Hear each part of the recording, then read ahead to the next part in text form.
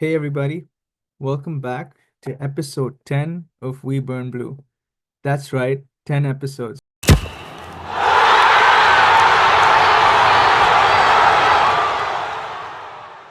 Sharon, how are we feeling? Yeah, I never thought we'd make it this far, but you know what? Here's to another 10, hopefully. Yeah, I'm down with that. And it's been a bit of a bumpy ride, but we called this in this first episode. I think I remember you saying it's never a dull moment being a Chelsea fan. Yeah, I mean, yeah, you're remembering correctly. And it does feel like in recent times there's been more lows than highs. But yeah, this is why we love the sport. This is why we love the club, right? It's all action all the time. And yeah, I mean, what do you make of our last kind of 3 months-ish? I think did a bit of a review towards the end of last year during the previous international break, but what do you make of our overall form since then? Yeah, we did do what we called on the first trimester, that episode. We're now basically entering the business end of the season, right? So essentially, we've covered what will be the second trimester, your December to March period. And yeah, as things stand, we are currently fourth in the table with 9 games to go in the Premier League. So really, the business end, we have our matchup versus Legia Warsaw in the Conference League as well. And it's been a bit of a mixed bag of results, to say the least. So in the Premier League, we played 17, we won 8, drew 3, and we lost 6. In the Conference League, we played 5 and we won all of them. And in the FA Cup, obviously, we had 2 games and we lost the second one versus Brighton to get knocked out. For me, honestly, I think it was a surprise, the Premier League form especially, because when we were putting together, our notes for this pod, I had to look at these numbers and just looking at the reaction we've had over the past few months, the way the sentiment has turned. I honestly didn't think that we had just lost 6 games. It felt like we'd lost a lot more games. And the fact that we had won 8 out of 17, drawn 3, that's like 27 out of 51. It's not title winning form, certainly, but it also tracks with a top four young squad, given how the rest of the field was also not very consistent, except for maybe Arsenal, Liverpool, and Forest, surprisingly, were also pretty consistent during this period. So overall, I was pleasantly surprised with that. What did you make of that? I mean, when I was looking over kind of the last 3 months, like I said, it did feel like a lot worse than it actually was, especially when you just look at the numbers, right? Um, I think what makes it worse is the manners of some of the defeats that we suffered, and of course, beating teams like Southampton and Leicester. Those are like you're expected to win, so no one actually like it's not really a win-win. It's more like a lose-lose situation where even if you win, you don't really meet any expectations per se, right? Because you're always expected to win, if that makes any sense. But yeah, I totally feel what you're saying, man. It was a little bit surprising actually that we won those 8 games out of 17. And you know what? We're still in fourth place. Just thinking back to a couple of the defeats, it was really like kind of the sentiment was really bad around that Brighton time where we lost back-to-back games. But again, to put things into perspective, I don't think Chelsea have been that good for the last few seasons, right? Overall. And a team like Brighton, who, as we record, are like unbeaten in their last 5 games. I think it's 4 wins in the last five for Brighton in the Premier League. Um, we have to understand that look like there are teams that are better set up than us, and they're not necessarily household names. They're not part of the so-called big four, big six, whatever you want to say. But that's the reality we're in right now. So yeah, I totally agree with you. Like this has been kind of a it's been kind of like a Leicester season almost, where the whole league is kind of crap except for one team in Liverpool. The rest of us just need to try and be as consistent as possible. But yeah, I think overall it's again been kind of like a 50-50. Yeah, exactly. I think the consecutive losses to Brighton for sure, and even the consecutive losses to Ipswich and Fulham, it seems to be just when there's like back to back to back losses. I think we also had the loss against Villa that came right after the two Brighton losses as well, so that didn't help things. So those were like really, really you know, negative points. And I think the other couple of losses that we had in this period were City and Arsenal, which were, to be fair, fixtures that we anyway weren't going into saying we had a very strong chance of winning those. So, if you really look at it, yeah, like we got the wins where we should have in Southampton and Leicester. We probably should have had a win versus Ipswich as well. And maybe not had one draw versus Palace, but overall, yeah, I was just it surprised me, and there are of course causes for concern, right? So our goal scoring has dried up somewhat, right? If you look at except for maybe the Southampton game where we scored four, we've not really scored more than like three goals in any other game. And that too was only Wolves where we scored three. The rest have just been one or two, and we've actually conceded quite a few. And I think that's basically it. There have been some defensive issues, keeping issues are just par for the course now. But attack wise, also it seems to have dried up. So I think that would be like a cause for concern going into, the end of the season. In terms of players, any specific players that you think have performed really well or have dropped off in this period that, our affected the results? Yeah, I think so. I think we touched on it in the last pod as well, but it's high time we kind of held the players fully accountable for their performances, right? So um, I think there's a lot to get through, but if you're starting at the back, I'm not even going to talk about the keepers at this point. But Gusto, I think, has particularly dropped off. And he's also, been a little bit injury prone of late, so that hasn't helped him. So I wonder how much of his drop off has been down to actual fitness issues. But yeah, I think he's just suffering from the fact that he's not playing in a position that gets the best out of his skills and that he's not totally comfortable with. He does pop up in the right positions going forward, but I think he's being asked to do too much in terms of recovery runs and when it comes to, passing, shooting. He's popping up in positions where you'd want other players to be.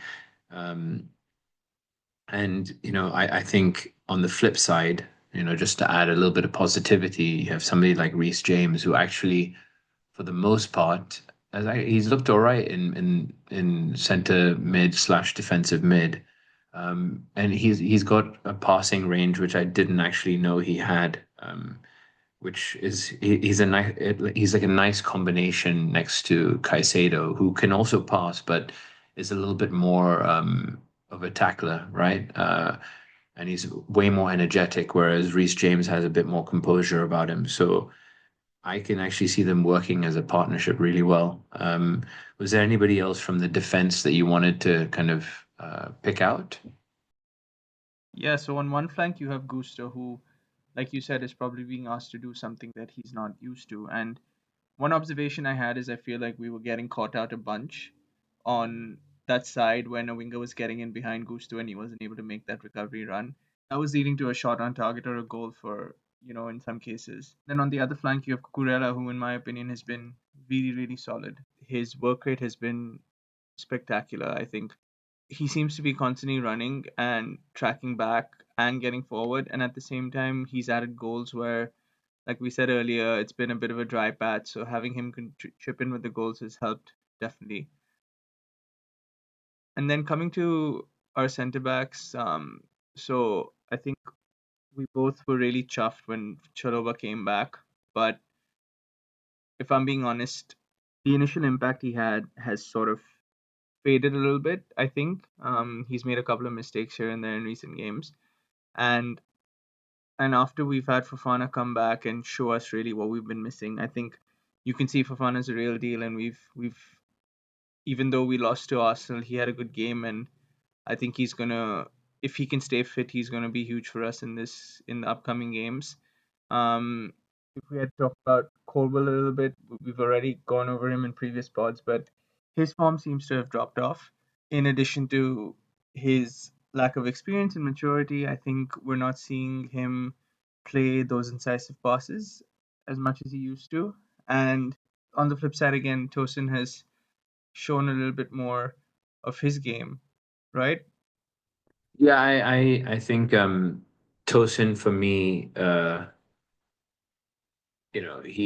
he's come up at a time where Colwell needed somebody to step in. I think Colwell's early season form has really dipped, but I think we've also suffered by not having Buddy Ashil around, who's now working his way back into the team. He's getting minutes, and yeah, I think Colwell played a lot of minutes in the start of the season, the first part of the season, and Buddy Ashil getting injured again. It might be added there that his fitness is again not consistent, and we seem to be suffering from a lot of this from players around the squad.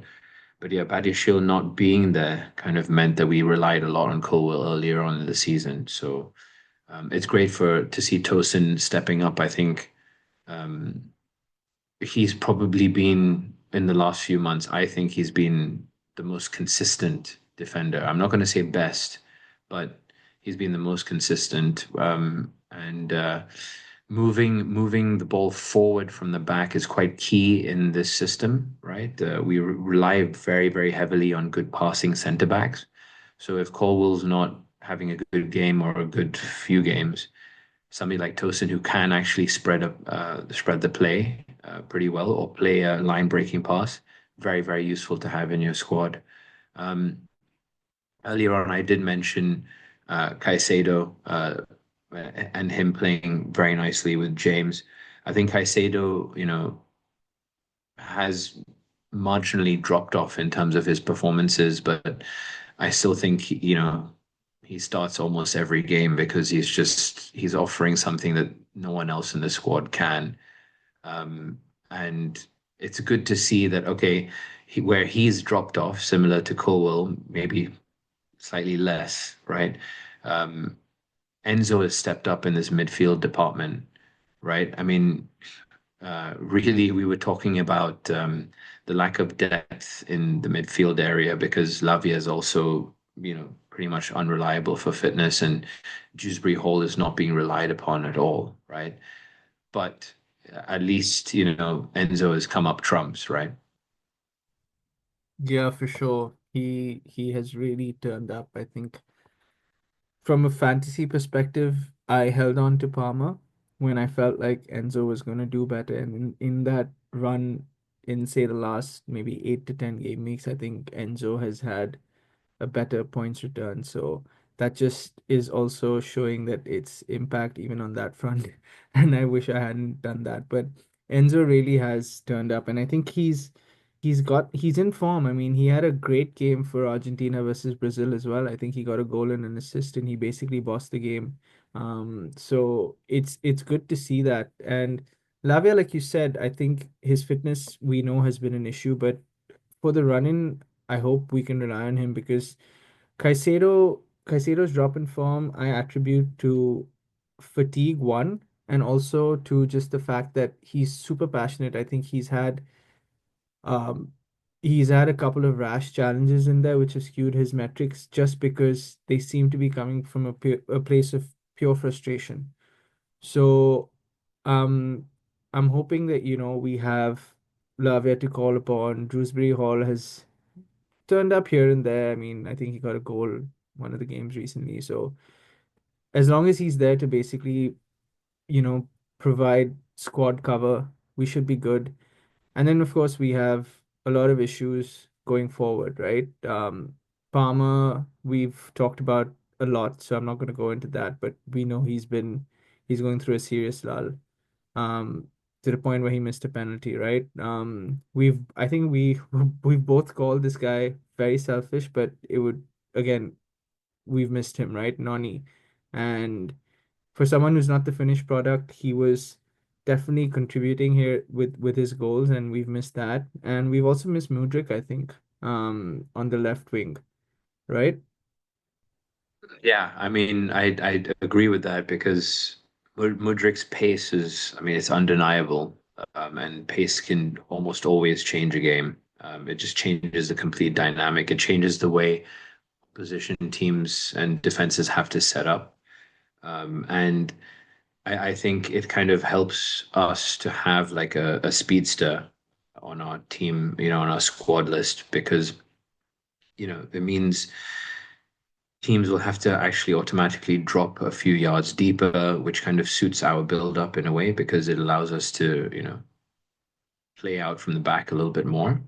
I think on the Noni point, you might be giving him a bit too much credit because I don't think he's that great of a finisher. And yeah, I know you're going to point me to his hat trick against Wolves, but I think you should take a look at those goals again because I think he had a fair amount of luck. But yeah, nevertheless, I think his direct running, combined with his like sheer strength and balance, right, makes him a very, very different prospect to like defending against like a Neto or a Sancho, right? And you know, Neto playing up front means we miss Noni even more because then you're really like looking at okay, uh, we've let Sterling go on loan. Mudryk is we don't know when he's coming back, um, and Noni's been injured, so Sancho's like basically the one winger we can actually rely on, who's played a fair amount of first team football. I've been somewhat impressed with Tyreek George. I still think, of course, he's very raw and he has a lot of work to do. But yeah, I think that'll come with time and game and specifically game time.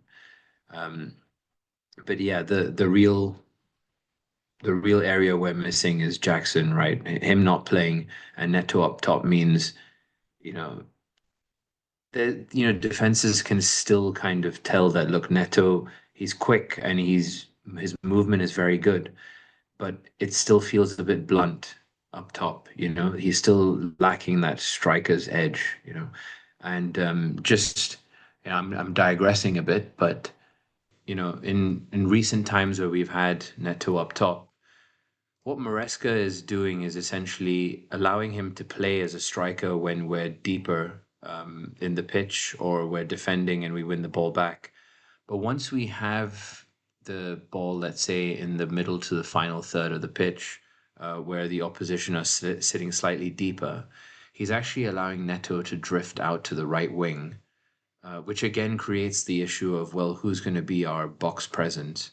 And well, like you mentioned earlier, sometimes that's Cucurella, who has proven me wrong with my comments earlier in the season about we can't, rely on him consistently to score goals. But I still stand by that comment. It's still a low percentage option to have players like Cucurella, Enzo, uh, in the box where they're not like, natural born headers of the ball, they're basically waiting for an extremely good cross from Neto or from whoever's playing on the right wing with Neto. So yeah, it seems like low percentage football, which I think will have contributed to your point, Prashant, about the drop off in goals and attacking threat.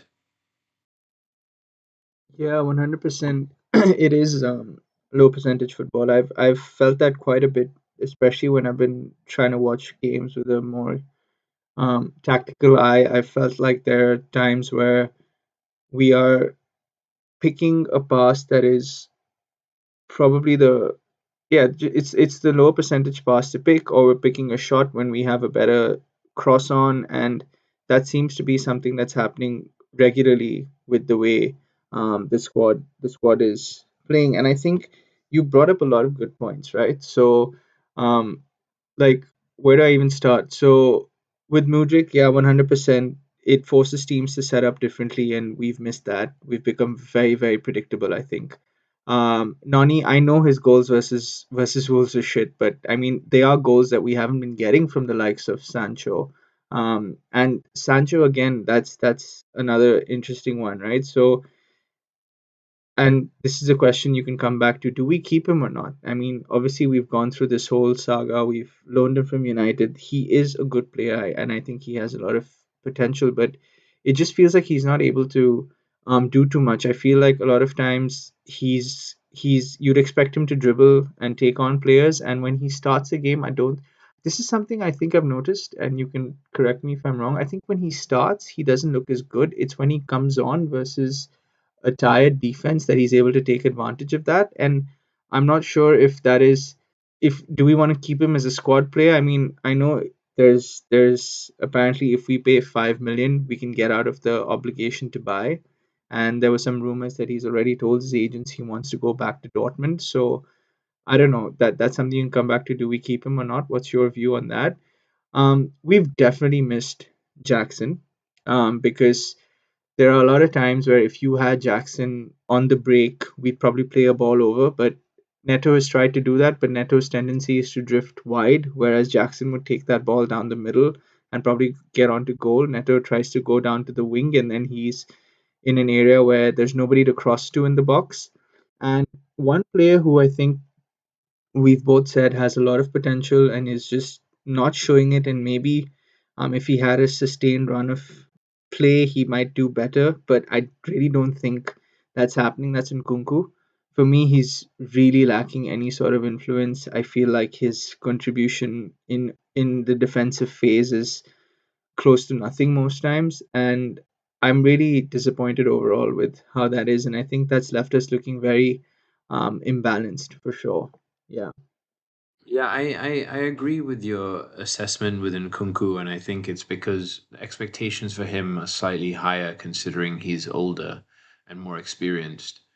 But we have to temper expectations because he's missed at least one whole season, right, of football. So he's trying to get back to his best. The other thing I think he's kind of suffering from is again being shoehorned into a role where he's not necessarily going to be able to thrive. Most of the time, we see him playing on the left wing now, and defensively, he's not great. Or well, he's just not very good. He doesn't track back, and opposition right backs are enjoying their time against Nkunku. And going forward, I think he gets a bit lost because he's drifting into the left half space of the front five, and I think he would much rather be a central number 10, with kind of wingers either side and basically playing as more of like a shadow striker behind a kind of a number nine, a now number nine. So, you know, he's a bit more refined a player, right, compared to the other players we have in the team.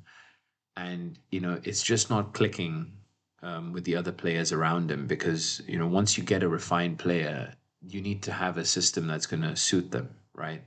The younger players we have, they're yet to be molded into exactly who they're trying to be, where their potential ends up, right? But and Kunku being more refined, I think he's suffering from that.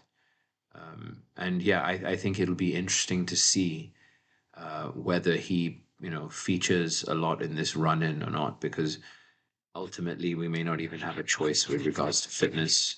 And just quick, briefly coming back to your Sancho thing, I think spot on about him turning up more as a substitute. And you know what? I would still hold on to him, partially because I really don't believe we should be paying 5M just to send him back to United. I think in that case, you pick him up. We don't know what's going to happen with Mudrik, but Sancho's game, he can turn it up when he's in the mood, and there are a couple combinations we saw with Cole Palmer in a few games where it's like, okay, there is something here. And I think you give him the benefit of the doubt because he's still developing chemistry with the rest of the team. The whole team is in the same situation. Each individual is still developing chemistry as part of the squad. So yeah, I wonder, you know, we've got this is now the crunch part of the season. It's the run in the PL. I think we have about 9 games left that you mentioned, and we're expecting at the bare minimum to walk away with the Conference League title. So for this sort of this last set of games, if you had to choose a starting 11, right?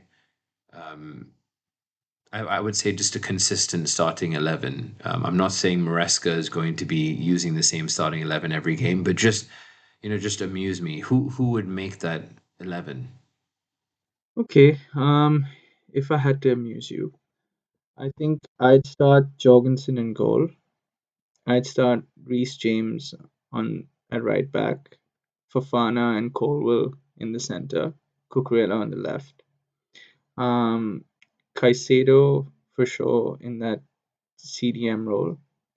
Enzo and Palmer ahead of him, and then Neto, Jackson, assuming Jackson is fit because he's back in training. So, knowing him, he probably wants to get back on versus Spurs itself, and I think that would be a huge injection. So Neto on the right, Jackson in the center, and on the left, for me, it's probably between Nkunku and Nkunku and Sancho because I don't see Noni back yet. If Noni is back, then Noni gets on the right and Neto on the left. Because as much as I think you mentioned George in there somewhere, I think he's been doing all right, but again, I don't see him having too much of an impact when he's starting a game. So he's good to have on the bench. But that's how I'd line up. What about you?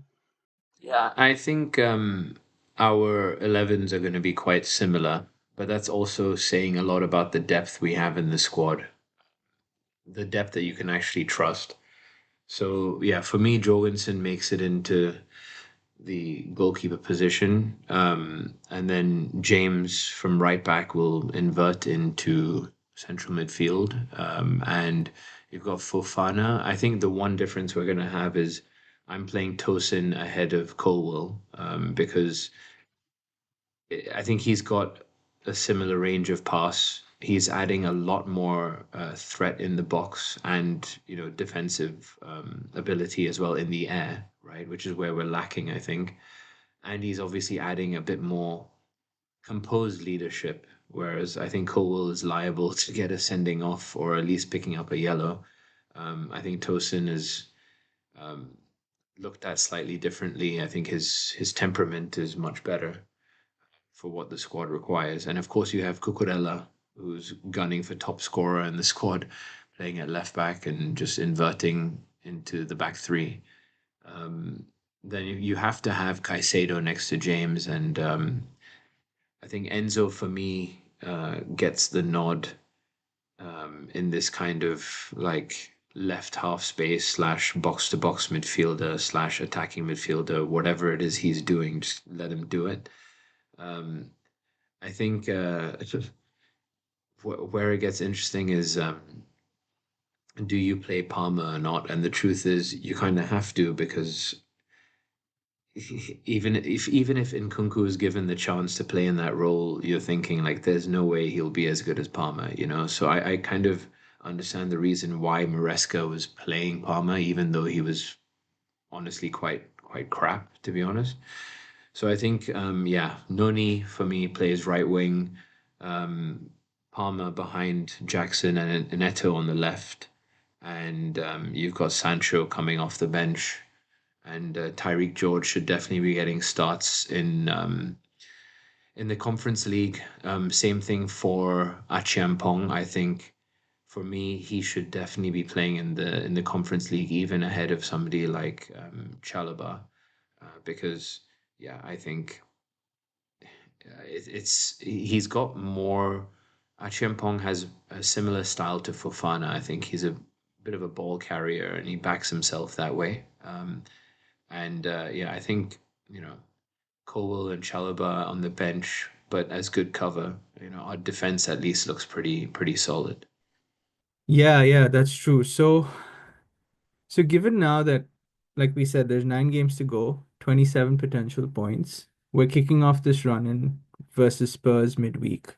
Um, how many points do you expect us to get between now and the end of the season? Mm, that's a fantastic question you pose. I I see us beating Spurs, but I think we definitely have a lot tougher games coming up. So I'm ballparking anywhere between um, well, it's basically depending on the fitness of Jackson and Madueke, but I think we'll take 6 wins out of the next 9 games. 6 wins, so that's 18 points. You're just calling Yeah, 18 which points? I think is a pretty optimistic projection for somebody who's known as a pessimist. So, well, what about you? Where do you think we end up? So does that mean you're saying we're losing 3 out of those? Or are you calling draws? Yeah, yeah. I don't. I mean, honestly, when you asked me that question, I treated a draw as a loss. So, Okay, fair enough. No, I'm asking from a points perspective, right? Now, I think I understand your rationale, but if I'm just looking at the table, right, we're fourth, we are on 49 points. We're ahead of City in fifth, who are on 48 points. And it's very congested there because then you have Newcastle 47, Brighton 47, Fulham 45, Villa 45, and Bournemouth 44. That's the rest of the top 10. I think honestly, if we need to make sure that we cement this top four place, we need to get at least 20 to 22 points out of the next 27. And how we get that in terms of wins and draws, I'm not sure, but we really need to. I think that needs to happen because if you look at the run in for the other teams, um, I think City have a relatively easier run in than we do. I mean, they have Leicester next, and then they're playing. There's a Manchester derby, but other than the Manchester derby, there's nobody that's above them on the table that they're playing. Let's put it that way. They are playing some other teams in the top half, but no one that's above them. So we really need to get our shit together and I'm calling at least 21 points, I think. And that could be maybe 6 wins, 3 draws, or yeah, if we take 7 wins, great. But 6 wins, 3 draws for me, I think is the minimum we need. so you're basically saying we go unbeaten in this last 9. Actually, hold on. Yeah, 6 wins, 3 draws means no losses. Yeah, I didn't clock that shit. No, Yeah. that's So I mean, yeah. like, let's be. I'm not trying to bring you back down to earth. You can stay on cloud 9 if you want. But No, no. so my thing is I'm looking at Nottingham Forest, thinking, will we beat them? Yeah, Um, I think we beat Spurs, probably, hopefully take 3 points away at Brentford, which was a bit of a smash and grab.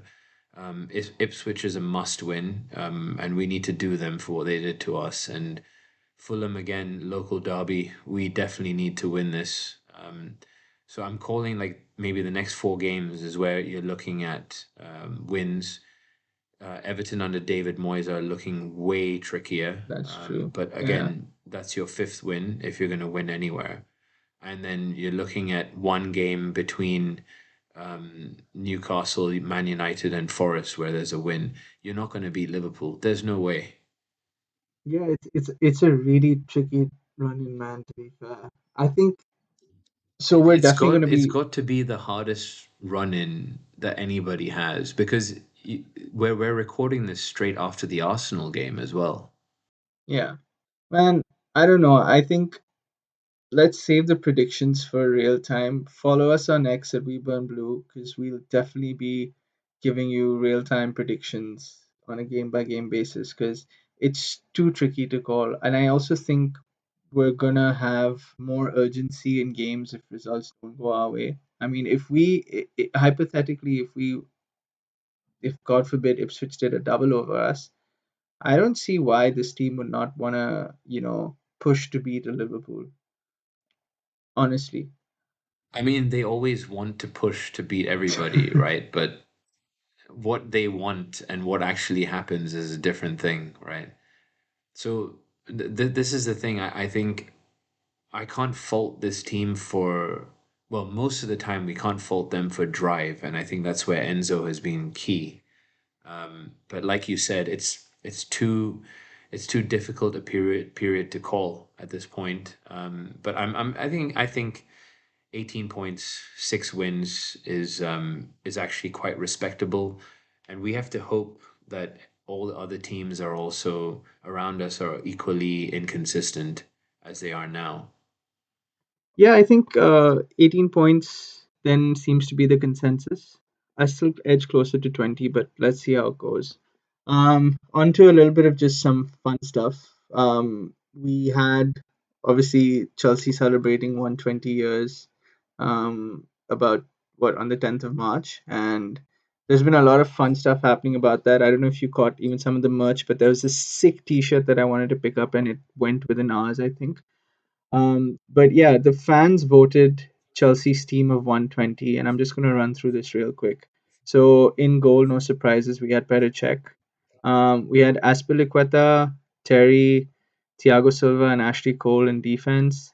Makalele Kante and Lampard in mid, and Zola, Hazard, and Drogba. Man, how sick does that team sound? Yeah, I mean, look, the tactical in me is like, I don't even know where to start. The balance is just Yeah, not I there know. in the squad. But names wise, I mean, yeah, it's pretty insane. Granted, like Zola is already touching like the edge of my like understanding of Chelsea's history, if you know what I mean. So yeah, this is a pretty new age, Chelsea's team of 120. But who are those players that you'd like to put in there, just out of curiosity? I mean, okay, I feel like Ivanovic missing out is a bit tough. Ricardo Carvalho, Thiago Silva was amazing for us. Don't get me wrong, but I think we made him look better because you know Rudiger was still growing while he was still turning into his full potential while he was next to Silva. I think Carvalho had games without Terry where he carried our defense on his back. Um, and left back, there's no doubt for me. I have no doubts over there. I would probably, I mean, we'll get daggers for no matter who we drop from this. But I'm a sucker for Essien, you know. And I would drop Makaleli because Kante was just, dude, he's just a different level, man. Like he had everything in his game. I mean, Sari even put him at a more of a box to box role, and he was grabbing a few goals. Um, but yeah, I think for me, actually, yeah, if I'm being super honest, I'm probably dropping Zola and putting in Arjen Robben because that guy was Mourinho's go-to guy basically for what is it, 2 seasons now. I know he was very injury prone, but dude, when he was on form, I mean, like he was the best in the league, I think, at one point for just being a goal threat and creating and scoring. And there's something for me about a left-footed winger kind of cutting in the way Robin did, which was like we haven't had that at Chelsea since then.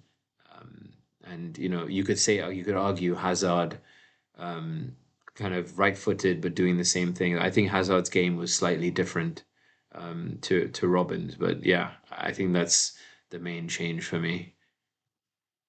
Yeah, I think I'm pretty aligned. I think there's a lot of recency in this for sure. Like you said, Thiago Silva getting a nod ahead of Carvalho, Ivanovic missing out. Essien versus Makalele is close, but I think I see your logic as well. I think the front three for me are pretty spot on.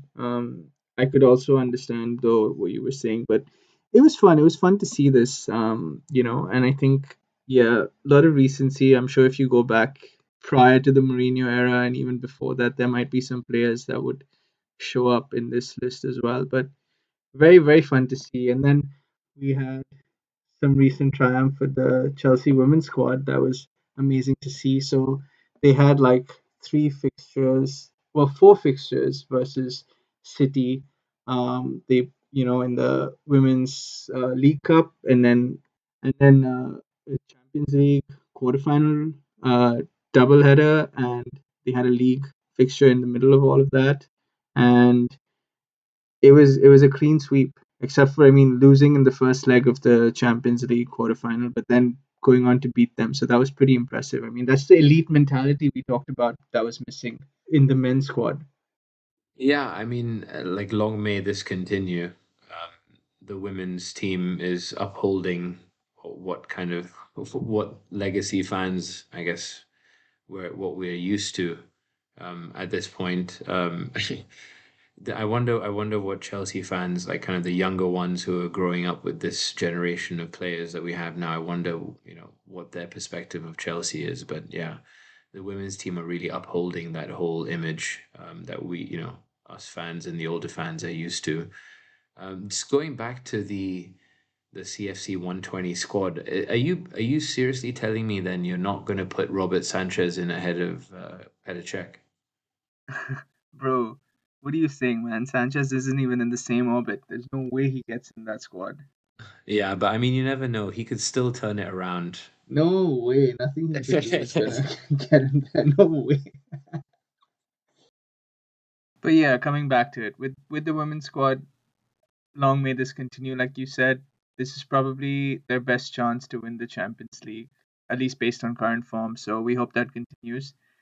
And in the last bit of news, of course, we had the transfers of Esugo and Quenda confirmed. And I think Quenda was quite a coup. From my understanding, United were really heavily, tracking him and were trying to close the deal, but somehow we swooped in and we got it done. Um, and yeah, but more on transfers in our next one, unless you have any comments on those two. Well, I mean, my mind was completely blown when I saw how much we're spending on Quenda. Um, of course, the media is going to call it a coup when you spend that much money on a player. But yeah, I'm not sure whose recruitment has actually been worse in the last few years, whether it's ours or United. So I don't have high hopes. I'm one of those guys who now thinks like, okay, we probably could have spent that money on somebody a little bit more refined, to use my terminology within Kunku earlier. But you know what? I hope I'm proven wrong. Yeah, I hope you're proven wrong too. We've seen a lot of this where we get excited with a new signing based on potential, but we just have to see how it plays out. And hopefully, this kid has an impact in the future. But yeah, that brings episode 10 to an end. And thank you to everyone who's listened and has shared any input. And as always, if you have any thoughts, comments, suggestions, let us know over on X at WeBurnBluePod. And like, share, and subscribe to us on YouTube, Spotify, or wherever you listen to your podcasts. And yeah, it's going to be a super interesting end to the season, and we're looking forward to this. So we'll see you on the next one.